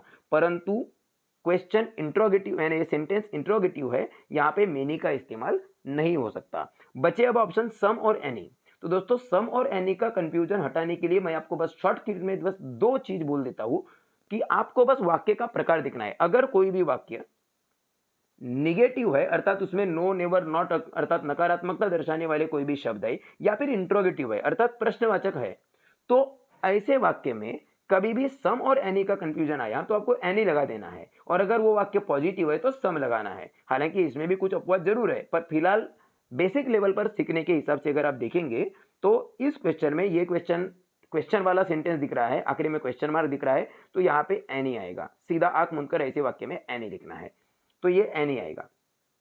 अगला क्वेश्चन है 6वां सवाल, he is poor filling the blank honest. अब यहाँ पे वह गरीब है, तो गरीब देखने के बाद एक ऑनेस्टी और गरीबी, ये देखा जाए तो वैसे मतलब थोड़े कॉन्ट्रेडिक्ट होते हैं, थोड़े विरोधाभासी लगते हैं कि अगर वो गरीब है तो एक मन में आता है कि अरे वो गरीब है मतलब ईमानदार नहीं होगा, पर वो ईमानदार है। हम वाक्य बोलते हैं वो गरीब है पर वो ईमानदार है। देखो वो हिंदी में बोलते वक्त ही हमारे मुंह से पर निकल रहा है, तो करके पर को दर्शाने के लिए वर्ड है बट, करके यहाँ पे कंजंक्शन आएगा बट। कंजंक्शन पर भी हमारे चैनल पर एक वीडियो डली हुई है, आप उसे जरूर देख सकते हो। तो यहाँ पे बट आएगा। आगे क्वेश्चन है, we filling the blank follow the rules of traffic. हमने ट्रैफिक के नियम मानने ही है, हमने ट्रैफिक के नियमों का पालन करना ही चाहिए। यहाँ पे मस्ट आएगा क्योंकि यह कंपल्सन है। जब कोई चीज होनी ही चाहिए उस चीज को करे बगैर आपके पास कोई दूसरा ऑप्शन नहीं है, ऐसी जब सिचुएशन बन जाती है तो आपको मस्ट का इस्तेमाल करना पड़ता है। शैल का इस्तेमाल करेंगे तो इसका मतलब होगा कि हम ट्रैफिक के नियमों का पालन करेंगे, विल भी वही दिखाता है, तो शैल और विल तो नहीं आएगा। नीड का मतलब हमें ट्रैफिक के नियमों का पालन करने की जरूरत है। अरे जरूरत है की बात नहीं है, हमें ट्रैफिक के नियमों का पालन करना ही चाहिए, और यह दिखाने के लिए मस्ट MUST मस्ट का इस्तेमाल ज्यादा सही है। आप यहाँ पे ऑट टू भी अगर लगाते तो भी चल जाता, परंतु ऑट टू ऑप्शन में नहीं है, ऑट टू भी काम कर लेता है यहाँ पे। अब आते हैं यहाँ पे सबसे बड़ा टॉपिक, वो है डू एज डायरेक्टेड। यहाँ पे 7 सवाल दिए हैं और 5 सवाल बनाने थे 5 मार्क के लिए। इसके बाद मैंने शायद आगे के क्वेश्चंस को कंसीडर नहीं किया हूँ, आखिरी के 7 क्वेश्चन है, वीडियो ऑलरेडी थोड़ी लंबी हो गई है। डू एज डायरेक्टेड, अब इसमें 5 सवाल करने थे, क्वेश्चन दिया हुआ था और यहाँ पे ऑप्शन नहीं थे, यहाँ पे आपको उत्तर बनाना था, और मेरे ख्याल से बहुत सारे स्टूडेंट्स के ये उत्तर गलत हुए है। और इतना ही नहीं, मैंने मतलब कुछ जो प्रश्न है उनके उत्तर बच्चों को बाद में भी पूछा, तो उन बच्चों ने स्वयं तो गलत लिखे थे, फिर बाद में मैंने जब उनको बताया कि ये आपका बनाया हुआ गलत है, तो उन लोगों ने फिर मुझे बताया कि नहीं सर इंटरनेट पर भी हमने जो बनाया वैसा ही उत्तर है। तो मैंने जब इंटरनेट पर चेक किया तो वहां पे भी गलत उत्तर लिखे हुए हैं। पर मैं आपको बता दूं इन प्रश्नों को बिल्कुल करेक्ट सही उत्तर हल कैसे करें, और उसके नियम भी आपको बता दूंगा मैं कि कौन से उत्तर बन सकते हैं। तो पहला तो प्रश्न यहाँ पे दिया हुआ था, the boy is my cousin, the boy is wearing a red shirt, और यहाँ पे क्या करना है, तो ये जो दोनों पेयर है, दोनों पेयर का सेंटेंस है, इसको एक बनाना है और हु इस मतलब कंजंक्शन का ही इस्तेमाल करना है, ये भी कंजंक्शन ही है तो इसका इस्तेमाल करना है, अर्थात दो क्लॉज है उनको जोड़ देना है कंजंक्शन का इस्तेमाल करके और हु कंजंक्शन का लगा को जोड़ना है और वाक्य को फिर से लिखना है। इस वाक्य को बनाते वक्त हालांकि दो तरीके से उत्तर बन सकता है। पहला एकदम एप्ट उत्तर जो है, परफेक्ट उत्तर, वो अभी आपको दिख रहा होगा। दूसरे वाक्य को लीजिए, the boy who is wearing a red shirt is my cousin. वह लड़का जो लाल कलर का शर्ट पहना हुआ है वह मेरा भाई है या कजन है। तो ये उत्तर एकदम परफेक्ट है। इसको अगर किसी स्टूडेंट ने इस तरीके से लिखा होगा, the boy is my cousin who is wearing a red shirt, वह लड़का मेरा भाई है जो लाल कलर का शर्ट पहना है, ये भी बिल्कुल सही है क्योंकि बात घुमा फिरा के एक ही बात हुई। कुछ लड़कों ने शायद ऐसा भी लिखा हो सकता है, the boy who is my cousin is wearing a red shirt, ये भी चल सकता है, कंसिडर किया जा सकता है, बट उतना परफेक्ट नहीं है। बट ज्यादा परफेक्ट, एकदम एक परफेक्ट आंसर अगर देखा जाए तो हम बोल सकते हैं the boy who is wearing a red shirt is my cousin. ये थोड़ा सा परफेक्ट वाक्य है, बिल्कुल ज्यादा सही बनेगा ये वाला उत्तर। दूसरा सवाल अब देखिए, दूसरा सवाल है, his brother is very studious, he rarely finds time for entertainment. यहाँ पे दो क्लॉजेस है, पहला क्लॉज और दूसरा clause. His brother is very studious, he rarely finds time for entertainment, यहाँ पे दो क्लॉज है और इन दो क्लॉज को कंबाइन करना है और कंबाइन करने के लिए आपको जो कंजंक्शन दिया हुआ है वो है सो दैट। और यहाँ पे सो दैट देखिए कैसा लिखा हुआ है, सो दैट एक साथ नहीं लिखा है, इस बात पर बहुत ज्यादा गौर करना है दोस्तों आपको। एक्चुअली सो दैट मतलब सो दैट और so dash dash dash that both are different, दोनों अलग अलग है। सो और दैट के बीच में अगर मान लो लाइन नहीं रहती, अगर लाइन नहीं रहती, ये जो बीच में आप स्पेस देख रहे हो सो और दैट के बीच, अगर ये नहीं रहती तो आपका उत्तर यह भी चल सकता था, कौन सा, his brother is very studious so that he rarely finds time for entertainment. और यहाँ पे क्योंकि अगर मैं फुल स्टॉप, पहले फुल स्टॉप को हटा के सो दैट एक साथ लिखता तो उसके बाद में ही का एक छोटा हो जाता और आखिरी का एंटरटेनमेंट के बाद में फुल स्टॉप आ जाता, तो ये भी उत्तर चल जाता, परंतु यह उत्तर चल नहीं सकता। इंटरनेट पर भी इस प्रश्न को इसी तरीके से हल किया गया है, कैसा, his brother is very studious so that he rarely finds time for entertainment. यह उत्तर अगर आपने लिखा हुआ है किसी ने तो मुझे नहीं लगता कि आपको मार्क मिलेगा इस प्रश्न का, मुझे नहीं लगता कि मार्क मिलेगा, क्योंकि यह उत्तर इस प्रश्न को देखते हुए तो भी गलत है, क्योंकि यहाँ पे सो और दैट के बीच में लाइन खींची है तो वह प्रश्न साफ रूप से प्रश्न खुद बता रहा है कि सो और दैट के बीच में कुछ तो भी शब्द रहेंगे। और इस तरीके की जब मतलब हम क्वेश्चन को सॉल्व करते हैं तो किस तरीके से सॉल्व करते हैं, जिस भी सेंटेंस में वेरी शब्द है उस वेरी शब्द को हम रिप्लेस करते हैं एसओ सो से, और फिर जो फुल स्टॉप है उस फुल स्टॉप को हटाकर उसकी जगह कंजंक्शन का इस्तेमाल करते हैं दैट का, तो हमारा वाक्य बन जाएगा, क्या बनेगा हमारा वाक्य, हमारा उत्तर बनेगा his brother is so studious that he rarely, sorry rarely की स्पेलिंग मेरे से बाय मिस्टेक गलत हो गई, RARELY होगी, his brother is so studious that he rarely finds time for entertainment. यहाँ पे रेयरली की स्पेलिंग मैंने आंसर में बाय मिस्टेक ऑटो कैरेक्ट में गलत हो गया, RERELY हो गया, ये होना चाहिए ऊपर क्वेश्चन में जो है वही RARELY, ठीक है, मैं अभी मेरा ध्यान गया है, तो ये उत्तर सही होगा, his brother is so studious that he rarely finds time for entertainment. इसी प्रश्न को अगर TOO dash dash dash TO2 इससे अगर जोड़ना होता तो भी आप इस प्रश्न को सॉल्व कर सकते थे। मैं ये इसलिए बता रहा हूं क्योंकि यही उत्तर सो दैट की जगह पे टू इस पेयर मतलब कंजंक्शन का पेयर जोड़ के भी हल किया जा सकता है, सॉल्व किया जा सकता है। अगर वैसा होता तो हम क्या करते हैं, हिज ब्रदर इज, अब वेरी के जगह हम जहां सो लगाए वहां पे हम लगाते हैं TOO, his brother is too studious, और फिर दैट की जगह पे हम लगाते हैं TO2, और फिर ऐसे इसमें अब TO2 जब लगाए तो अभी मैंने कुछ समय पहले आपको बताया हूं कि हम वर्ब के 6 फॉर्म रहते हैं और जो छठवां फॉर्म है वो होता है टू और फिर V1, मतलब इट का हो गया टू इट, बाय का मैंने टू बाय बताया, वैसे फाइंड का हो जाएगा टू फाइंड, और ये इन्फिनेटिव है तो फिर क्या होता, his brother is very studious, T वो टू फुल स्टॉप की जगह पे, और फिर ही रेयरली गायब हो जाता क्योंकि टू के बाद में मेरे को वर्ब लेना था, तो वर्ब क्या था, फाइंड्स का हो जाता find, his brother is too studious to find time for entertainment, ये उत्तर भी बन जाता। पर ये उत्तर कब होता, सो दैट की जगह पे टी टू टू ऐसा अगर लिखा होता तब। पर फिलहाल इस प्रश्न और यही टू टू वाला उत्तर लिखने के लिए कभी कभी क्या होता है, खास करके मराठी मतलब हमारे महाराष्ट्र में तो भी क्या होता है कि इस तरीके के जो क्वेश्चंस है क्लॉज मतलब जोड़ने वाले, इस तरीके के क्वेश्चंस को जोड़ने के लिए जो इंस्ट्रक्शंस है वो अलग अलग तरीके से क्वेश्चंस को पूछा जाता है, हालांकि करना तो वही है। Use T double O too, इस तरीके से सवाल पूछेगा कभी, हालांकि उत्तर यही बनेगा जो मैंने अभी बताया। कभी बोलेगा use to T O to, उत्तर वही बनेगा। कभी बोलेगा use T double O to dash dash dash T O to, अभी भी उत्तर वही बनेगा। कभी कभी आता है रिमूव वेरी, वेरी को हटा दो, तो वेरी को हटा दो करके आया तो अगेन दोनों तरीके से आप उत्तर लिख सकते हो। एक वेरी को हटा के जैसे अभी हम कर रहे हैं सो दैट, वो भी कर सकते हो, या फिर वेरी को हटा के टी डबल वो टू और फुल स्टॉप की जगह पे टी ओ टू, इस तरीके से भी कर सकते हो। तो इस प्रश्न का उत्तर फिर से एक बार बता देता हूं, इस प्रश्न का उत्तर है his brother is too studious. यहाँ पे टू को मैं थोड़ा लंबा क्यों बोल रहा हूँ, क्योंकि वहां पे टी डबल सॉरी लंबा आता, पर यहाँ पे क्या आएगा, his brother is so studious that he rarely finds time for entertainment, और यहाँ पे पहला फुल स्टॉप गायब होगा और ही का एच छोटा हो जाएगा, आखिरी में फुल स्टॉप रहेगा। ये है उत्तर जो आपको यहाँ पे दिख रहा है लिखा हुआ, यही उत्तर है। रेयरली की स्पेलिंग में बाय मिस्टेक आर ई हो गया है, वो आर ई है। इसका मैंने दूसरा भी उत्तर लिखा हुआ, आप देख सकते हो, his brother is very studious so that he rarely finds time for entertainment, ये भी चल जाएगा, फाइंड नहीं होना चाहिए, यहाँ फाइंड्स होना चाहिए। हाँ, ये ऑटो करेक्ट में गलती हुई है, पर लिखते वक्त हम सही करते हैं।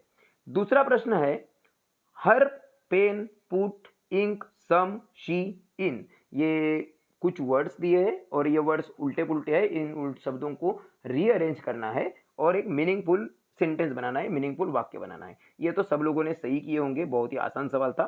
She put some ink in her pen, ये बिल्कुल परफेक्ट बन जाएगा। अगला प्रश्न है Neha said comma I want to open his bag, और इसको क्या करना है, इनडायरेक्ट स्पीच में चेंज करना है। यह ऑब्वियसली मतलब ये डायरेक्ट स्पीच में है, और दोस्तों डायरेक्ट स्पीच को इनडायरेक्ट स्पीच में जब चेंज करते हैं तो कैसा करते हैं, मैं नियम भी बता रहा हूं और उत्तर भी बता रहा हूं। पर अगेन बता दूं, इस प्रश्न का उत्तर भी इंटरनेट पर गलत लिखा हुआ है। इस प्रश्न का उत्तर इंटरनेट पर जो लिखा है वो किस लॉजिक से लिखा है मुझे समझ में ही नहीं आया। इस प्रश्न का उत्तर ऐसा लिखा है कि Neha said that she want to open this bag, जो कि गलत है। क्यों गलत है मैं बता रहा हूं। कभी भी हम इनडायरेक्ट स्पीच का इनडायरेक्ट स्पीच जब करते हैं तो सबसे पहले इसको ऑपरेट करेंगे, इसको हर एक वर्ड को क्या बोलते हैं वो देखते हैं। इसमें सबसे पहले है नेहा, नेहा को हम बोलते हैं स्पीकर या फिर रिपोर्टर। सेड इसको बोलते हैं रिपोर्टिंग वर्ब, उसके बाद कॉमा है, और फिर जो डबल इन्वर्टेड कॉमा के बीच में जो सेंटेंस है उसी को बोलते हैं डायरेक्ट स्पीच, जिसको हमको इनडायरेक्ट करना है।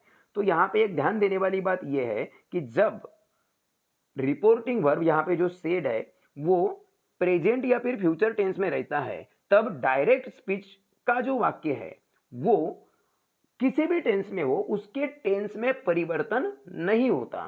परंतु मतलब यही वाक्य अगर ऐसा रहता कि Neha says I want to open this bag, तो हम क्या करते, Neha says that she wants to open his bag, open that bag या ओपन दिस बैग, इस तरीके से हम लिखते। क्योंकि सेज का सेज रहता और वांट का वांट्स हो जाता, मतलब उसने आई बोली हम शी बोलेंगे तो वांट की जगह वांट्स लगेंगे, जैसा कि मैंने अभी बताया कि ही आई बाय और ही बाइज वर्ब का पांचवा फॉर्म आता, आई वांट की जगह शी वांट्स हो जाता। परंतु जब रिपोर्टिंग वर्ब पास्ट टेंस में हो तब हम डायरेक्ट स्पीच का जो भी वाक्य है उस वाक्य को उस वाक्य का जो टेंस है वो भी परिवर्तन हो जाता है, और फिर वो परिवर्तन कैसे होता है तो वो किस टेंस में है उसके हिसाब से वो किस टेंस में जाएगा ये डिपेंड करता है। तो अब इस वाक्य की अगर हम बात करें तो नेहा सेड में जो रिपोर्टिंग वर्ब है SAID सेड, ये पास्ट टेंस में है, और जब ये पास्ट टेंस में है तो डायरेक्ट स्पीच में जो वाक्य है I want to open this bag, ये वाक्य अब इसका टेंस क्या है वो भी देखना पड़ेगा, और वही डिपेंड करेगा कि किस टेंस में ये इनडायरेक्ट में बनेगा। तो I want to open this bag, ये किस टेंस में है? ऑब्वियसली आप बता देंगे सिंपल प्रेजेंट टेंस में है। हमने कैसे पहचाने? तो सब्जेक्ट है आई और वांट क्या है? वर्ब का पहला फॉर्म। आई मतलब सब्जेक्ट प्लस V1 अगर हम बात करें तो ये सिंपल प्रेजेंट टेंस की पहचान है। तो ये बन जाएगा सिंपल पास्ट। क्या बनेगा अब? नेहा सेड दैट, कॉमा को हम हटा देंगे क्योंकि हमको इनडायरेक्ट करना है। तो हम ये उत्तर देखिए, कॉमा को हटा देंगे तो आ जाएगा, कॉमा की जगह लगाएंगे दैट। Neha said that. अब नेहा ने बोली मैं यह बैग ओपन करती हूं, पर यह बोलने वाली तो नेहा है। हम अगर किसी को यही चीज बताएंगे तो हम क्या बोलेंगे? नेहा बोली कि वह बैग ओपन, सॉरी उसने बैग ओपन की। हम ऐसा ही बोलेंगे ना, क्योंकि मैं अगर बोलूंगा तो उसका मतलब तो मैं मतलब मैं हो गया, जबकि ये सेंटेंस मुझसे रिलेटेड नहीं है बल्कि नेहा से संबंधित है। नेहा ने बोली मैं मतलब कौन? मैं नहीं, मैं मतलब नेहा खुद। तो ऐसे वाक्य में अब हम बताएंगे तो हम क्या बोलेंगे? नेहा सेड दैट, आई का हो जाएगा नेहा के लिए है ये आई, तो आई मतलब कौन? तो नेहा, लड़की है करके हम लगाएंगे शी। और अब वांट प्रेजेंट फॉर्म में है, जैसा ही अभी मैंने बताया प्रेजेंट का पास्ट हो जाएगा तो हम वर्ब को यूज करेंगे सेकेंड फॉर्म में, तो शी वांटेड हो जाएगा और फिर आएगा टू ओपन। और अब धिस का भी दैट हो जाएगा, उसने बोली मैं यह बैग ओपन करूंगी पर मेरे सामने तो बैग है नहीं, तो हम क्या बोलेंगे? नेहा ने बोली कि वह वो वाली बैग ओपन करेगी या उसने ओपन की। तो हम यहाँ पे लगाएंगे Neha said that she wanted to open that bag. यहाँ पे वांटेड जो है वो पास्ट फॉर्म कर रहा है, she wanted to open that bag अगर आप करेंगे तो और धिस का दैट हुआ है, और ये सिर्फ इसलिए हुआ है क्योंकि रिपोर्टिंग वर्ब सेड जो है वह पास्ट फॉर्म में है। आई होप आपको समझ में आ गया होगा। अगला सवाल है, as soon as the boys saw the principal they became silent. अब यहाँ पे लगाना है नो सूनर देन। इसका भी उत्तर इंटरनेट पर गलत ही दिया हुआ है। इसके उत्तर में अब यहाँ पे भी अगर आप देखेंगे तो यहाँ पे भी प्रश्न में क्लियर हिंट है, कौन सी? नो सूनर और देन के बीच में डैश डैश डैश है। और वैसे भी इस तरीके के उत्तर हम जब सॉल्व करते हैं तो नो सूनर और देन के बीच में डैश डैश डैश रहती ही है। और जो देन रहता है, यह देन क्या काम कर रहा है? कंजंक्शन का काम करता है। तो ऐसे प्रश्नों को हम सॉल्व कैसे करते हैं? कभी भी नो सूनर या फिर हार्डली के साथ हम जनरली हैड वगैरह इस्तेमाल करते हैं, यानी क्या बोल सकते हैं? हेल्पिंग वर्ब का इस्तेमाल करते हैं। तो हम क्या लगाएंगे यहाँ पे हम सबसे पहले तो नो सूनर का एन बड़ा है, इसका मतलब ये और एक चीज हिंट दे रहा है। क्वेश्चन खुद बताता है दोस्तों, क्वेश्चन खुद चिल्ला रहा है, यहाँ पे चिल्ला चिल्ला के बता रहा है कि भैया नो सूनर से वाक्य चालू होगा, क्योंकि नो सूनर का एन बड़ा है। बड़ा तभी आ सकता है जब वाक्य की शुरुआत में हो, बीच में वैसे भी नहीं आएगा। तो नो सूनर के से वाक्य चालू होगा और उसके बाद कुछ आएगा और देन बीच में आएगा। तो क्या होगा उत्तर? No sooner. अब नो सूनर जब हम लगाते हैं तो हम क्या करते हैं? वाक्य का टेंस कौन सा है, पहले वाक्य का टेंस देखते हैं और वाक्य के टेंस के अनुसार हम करते हैं हेल्पिंग वर्ब डू का चयन। मतलब वाक्य का टेंस कौन सा है उसके हिसाब से हम हेल्पिंग वर्ब लेते हैं। तो अभी अगर देखेंगे तो वाक्य का टेंस कौन सा है? As soon as the boys saw the principal. The boys saw the principal का टेंस है पास्ट टेंस। कैसे पहचाने? तो सी का सेकेंड फॉर्म सॉ है, उससे हमने पास्ट टेंस है करके पहचान लिए। तो अब हम क्या करेंगे? नो सूनर के बाद पास्ट फॉर्म का हेल्पिंग वर्ब लेंगे।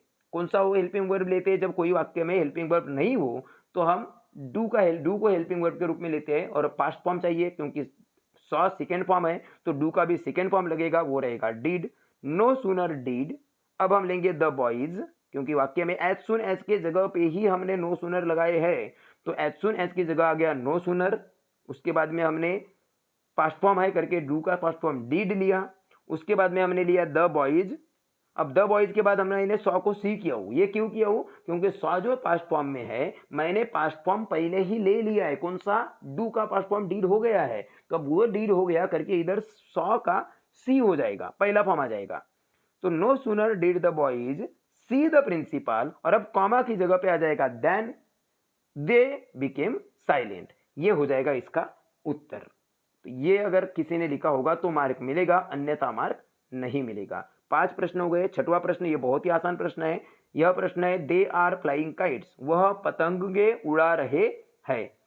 वह पतंगे उड़ा रहे हैं का वॉइस चेंज करना है। वॉइस चेंज करने के लिए अगेन हमको टेंस देखना पड़ेगा। दे आर फ्लाइंग काइट्स बहुत ही आसान है, सब्जेक्ट प्लस इजामर में से आर प्लस वर्ब का चौथा फॉर्म फ्लाइंग प्लस काइट्स यानी ऑब्जेक्ट। तो ये है present continuous tense. Present continuous tense को हम जब पैसिव वॉइस करेंगे तो हम क्या आएगा, सबसे पहले ऑब्जेक्ट आ जाएगा, वो सब्जेक्ट बनेगा, तो काइट्स यानी वह पतंगे उड़ा रहे हैं का मतलब ही है पतंगे उनके द्वारा उड़ाई जा रही है। तो यह ऐसा बनेगा, kites are being flown by them, ये होगा उत्तर। और फ्लाई का तीसरा फॉर्म फ्लोन है, ये वैसा ही उत्तर है जैसा ऊपर में ये मैंगोज आर बीइंग बॉट वाला जो वाक्य था, बिल्कुल वैसा ही है। देखिए बिल्कुल ये वही है, ये देखिए काइट्स के जगह पे मैंगोज हो गया, बीइंग तो तक सेम है, फ्लोन की जो फ्लाई का तीसरा फॉर्म है वैसा उधर बाय का जो तीसरा फॉर्म बॉट था, आप देख सकते हैं वो चीज। तो kites are being flown by them, ये उत्तर जिसने भी लिखा उसको मार्क मिलेगा 1 कंप्लीट। और आखिरी प्रश्न है, वी ब्रैकेट में एक वर्ब दे दिया LIVE लिव हियर सिंस 1952, और अब इसमें बोला है supply the correct verb form. अब मतलब ये जो लिव लगा हुआ है वो गलत है, उसका सही वर्ब फॉर्म इस्तेमाल करना है, सही फॉर्म इस्तेमाल करना है। तो दोस्तों ये भी आसान है, क्यों आसान है, क्योंकि वाक्य में लगा हुआ है सिंस 1952, 1952 से, इसका मतलब है कि हम 1952 से यहाँ पे रह रहे हैं। तो ये वाक्य किस टेंस में गया, तो ये वाक्य है प्रेजेंट परफेक्ट कंटिन्यूअस टेंस का। तो हम प्रेजेंट परफेक्ट कंटिन्यूअस टेंस का फॉर्मूला यहाँ पे अप्लाई कर देंगे तो हमारा उत्तर सही हो जाएगा। क्या बनेगा, we have been living here since 1952, ये ज्यादा सही है, हम 1952 से यहाँ पे रह रहे हैं। सिंस 1952 लिखा होने की वजह से हमको पता चल गया कि हमको प्रेजेंट परफेक्ट कंटिन्यूअस टेंस में लेना है। हैव के वजह से प्रेजेंट हो गया, बीन के वजह से परफेक्ट हो गया, और लिविंग बिफोर के वजह से कंटिन्यूअस हो गया, प्रेजेंट परफेक्ट कंटिन्यूअस। अब इसी को कोई स्टूडेंट ऐसा भी लिख सकता था कि हम 1952 से यहाँ पे रह रहे थे, ये भी गलत नहीं है, बिल्कुल सही है। तो ऐसा लिखना हो तो कोई स्टूडेंट क्या कर सकता है, मैं यहाँ पे लिखा नहीं हूं, हैव बीन की जगह पे हैड बीन भी अगर किसी ने लिखा होगा तो भी उत्तर सही है। We had been living here since 1952, हम यहाँ पे 1952 से रह रहे थे, पर उसका मतलब हो गया कि अभी हम नहीं रहते, ये भी चल जाता, तो ये ज्यादा सही है। हालांकि मैंने कुछ किताबों में ये, हाँ पर यहाँ पे फ्यूचर कंटिन्यूअस का फ्यूचर परफेक्ट कंटिन्यूअस का फार्मूला काम नहीं करेगा, इसलिए काम नहीं करेगा क्योंकि यहाँ पे जो कब से रह रहे, मतलब 1952 से हम यहाँ रह रहे होंगे, ये काम नहीं करेगा क्योंकि 1952 बीत चुका है, आगे नहीं आने वाला। अगर यहाँ पे 1952 की जगह दूसरा कोई आगे के फ्यूचर की डेट रहती, फ्यूचर का साल रहता 2025 वगैरह, तो फिर वहाँ प्रेजेंट परफेक्ट कंटिन्यूअस और पास्ट परफेक्ट कंटिन्यूअस की बात नहीं आती, फिर फ्यूचर परफेक्ट कंटिन्यूअस की बात आती। फिर वी शैल हैव बीन या फिर वी विल हैव बीन, इस तरीके का कुछ आया रहता अगर 2025 2030 लिखा होता तो। पर फिलहाल यहाँ पे we have been living here since 1952, ये भी सही है, या फिर we had been living here since 1952, ये भी सही है। यहाँ पे मैंने कुछ किताबों में एक चीज और पढ़ा हूँ कि कभी कभी हम इस तरीके का जो सिंस का जो एग्जाम्पल है, यहाँ पे हमने प्रेजेंट परफेक्ट कंटिन्यूअस या पास्ट परफेक्ट कंटिन्यूअस क्यों इस्तेमाल की है, सिंस लिखा है करके इस्तेमाल किए, पर इसी तरीके को मतलब ऐसा ही कभी कभी प्रेजेंट परफेक्ट और पास्ट परफेक्ट में भी लिखते हैं। तो अगर कोई इस सेंटेंस को वी हैव बीन लिविंग के जगह पे वी हैव लिव्ड, या फिर वी हैड बीन लिविंग की जगह पे वी हैड लिव्ड अगर लिखता है, अर्थात प्रेजेंट परफेक्ट या पास्ट परफेक्ट टेंस बनाता है, ना कि प्रेजेंट परफेक्ट कंटिन्यूअस या पास्ट परफेक्ट कंटिन्यूअस, तो भी चल जाएगा, कोई दिक्कत नहीं है। ये ऐसा भी लिखता है तो चल जाएगा, कोई प्रॉब्लम नहीं है। परंतु ज्यादा सही अगर देखा जाए, ये थोड़ा सा रिस्की है अगर सही कहो तो। ये नियम जिसको पता है वो इसको मार्क देगा, पता नहीं है तो एक आध बार मार्क काट सकता है, गुंजाइश है। तो करके ज्यादा सही जो है, आप 12th क्लास में जब पूछा गया है तो सबसे बेसिक तौर का उत्तर लिखो तो ज्यादा अच्छा है, रिस्क लिए बगैर। तो इस कंडीशन में प्रेजेंट परफेक्ट कंटिन्यूअस या फिर पास्ट परफेक्ट कंटिन्यूअस अर्थात हैव बीन लिविंग या हैड बीन लिविंग ज्यादा उचित है मेरे हिसाब से।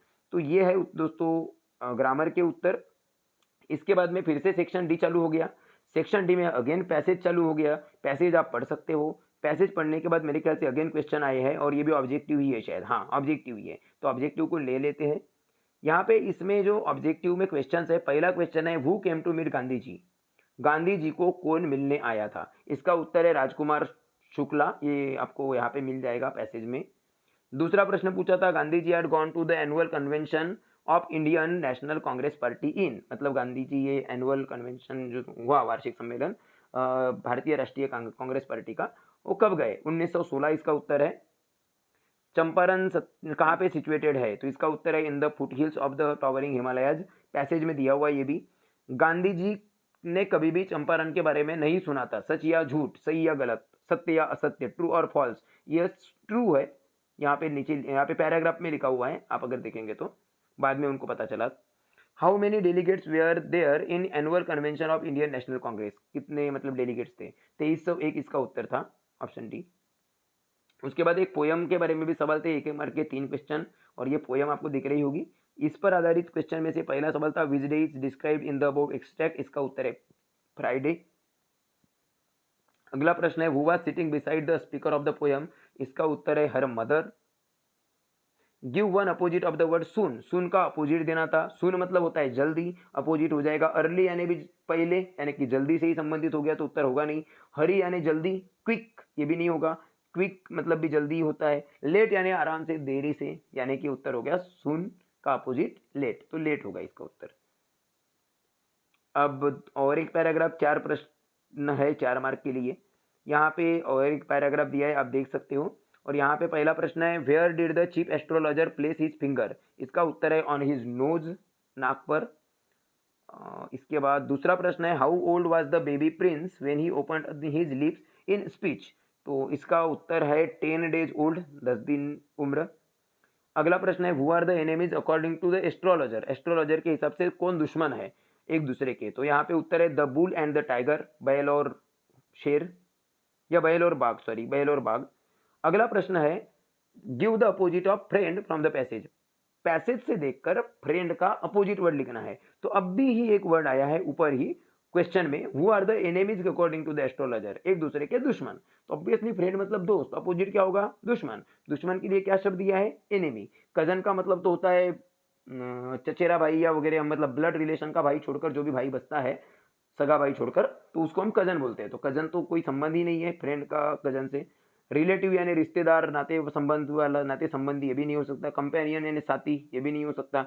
उत्तर है एनिमी, एनिमी यानी दुश्मन, ये हो जाएगा अपोजिट फ्रेंड का। तो ये है। तो दोस्तों मुझे वीडियो तो काफ़ी बहुत लंबी हुई करीब करीब, पर मुझे उम्मीद पूरी है कि आपको पूरी वीडियो पसंद आई होगी। और अगर आपको वीडियो पसंद आई है तो वीडियो को एक लाइक अवश्य कर दीजिए। आपके आजू बाजू के जो भी कक्षा 12वीं का पेपर जिन्होंने भी एमपी बोर्ड का दिया हुआ है उनको यह वीडियो शेयर कीजिए। उसके अलावा जो भी 10वीं की परीक्षा देने वाले हैं, किसी भी बोर्ड की या 12वीं की किसी भी बोर्ड की परीक्षा देने वाले हो, एमपी का वर्ग 3 का पेपर देने वाले हो, या फिर सीटीईटी वगैरह का पेपर देने वाले हो, अन्य कोई प्रतियोगी परीक्षा देने वाले हो, तो ऐसे कोई भी परीक्षार्थी जो है या छात्र है उन तक आप ये वीडियो शेयर कर सकते हो। कुछ चीज़ों को समझाने के लिए मैंने ब्लैक बोर्ड का इस्तेमाल तो नहीं किया हूँ, मैंने सब यही पर समझा के दिया हूँ, परंतु ओरली मुँह से ही बहुत सारी चीज़ें मैंने ऐसी ट्रिक्स बताया हूँ, तो उनका इस्तेमाल आप कर सकते हो। टीचर्स को ये चीज़ें बता सकते हो, या टीचर्स हो तो आप शेयर कर सकते हो अलग अलग ग्रुप्स में। तो वीडियो को ज़्यादा से ज़्यादा शेयर कीजिए। अगर वीडियो पसंद आई है तो लाइक कीजिए। आपके कोई सवाल या सुझाव है तो आप कमेंट कर सकते हो। और साथ ही अगर आप इस चैनल पर नए हो तो इस चैनल को, आरडीएच सर यूट्यूब चैनल को सब्सक्राइब कर सकते हो और बेल आइकन को जरूर प्रेस कर सकते हो, जिससे हमारे इसी चैनल पर डाली जाने वाली सभी वीडियोस के नोटिफिकेशन आपको मिल जाएंगे और कोई भी वीडियो मिस नहीं होगी। तो दोस्तों ये वीडियो देखने के लिए धन्यवाद। Thank you so much. हम जल्द ही मिलेंगे अगली वीडियो में ऐसे ही किसी महत्वपूर्ण नॉलेज वाली जानकारी के साथ। तब तक के लिए धन्यवाद।